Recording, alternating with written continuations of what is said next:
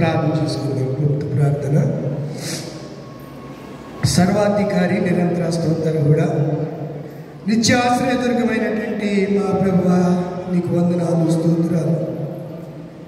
మా పట్ల ఎంత కృప చూపుతున్నావు తండ్రి, ఎంత ప్రేమ చూపుతున్నావు. ఈ ప్రేమకై, ఈ కృపకై మేము ఏమి చెల్లించగలం ప్రభా? విరిగి నలిగిన హృదయంతో అయినా మనసారా నీ స్తోత్ర గీతం పాడుతూ నీ సన్నిధిలో స్తుతులు అర్పించడం తప్ప మా జీవితాలకి మరొక మార్గం లేదు ప్రభువా, మరొక దారి లేదు.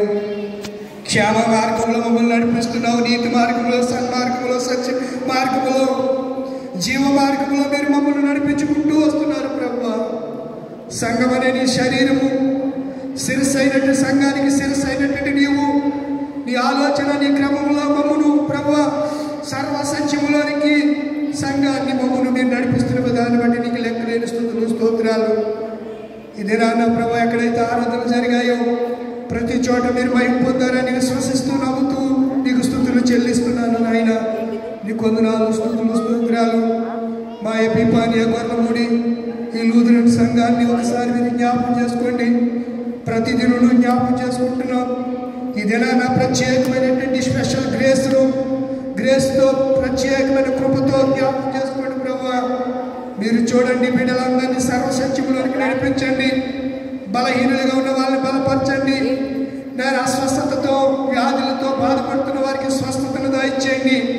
ఆనాడు కుష్ఠరోగిని బాగు చేసిన ప్రభువా, నేను సైన్యాధిపతి అయినటువంటి, శతాధిపతి అయిన తన దాసుని బాగు చేసినటువంటి దేవా, నీకు వందనాలు, స్తుతులు, స్తోత్రాలు చెల్లిస్తున్నాం దేవా. ఎవరు బలహీనులుగా ఉన్న వాడిని బలపరచండి, స్థిరపరచండి, ఆరోగ్యాలు ప్రసాదించండి ప్రభువా. నీకు వందనాలు.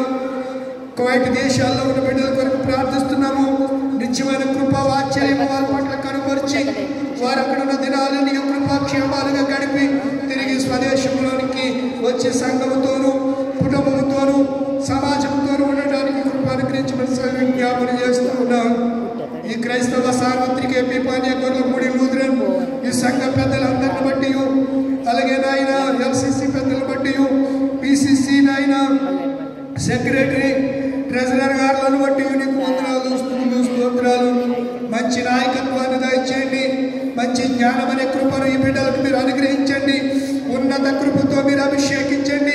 ఉన్నత అభిషేకం బిడ్డలకు అనుగ్రహించమని విజ్ఞాపన చేస్తున్నాను తండ్రి. నీకు వందనాలు, స్తుతులు, స్తోత్రాలు, స్తోత్రాలు, స్తోత్రాలు ప్రభువా.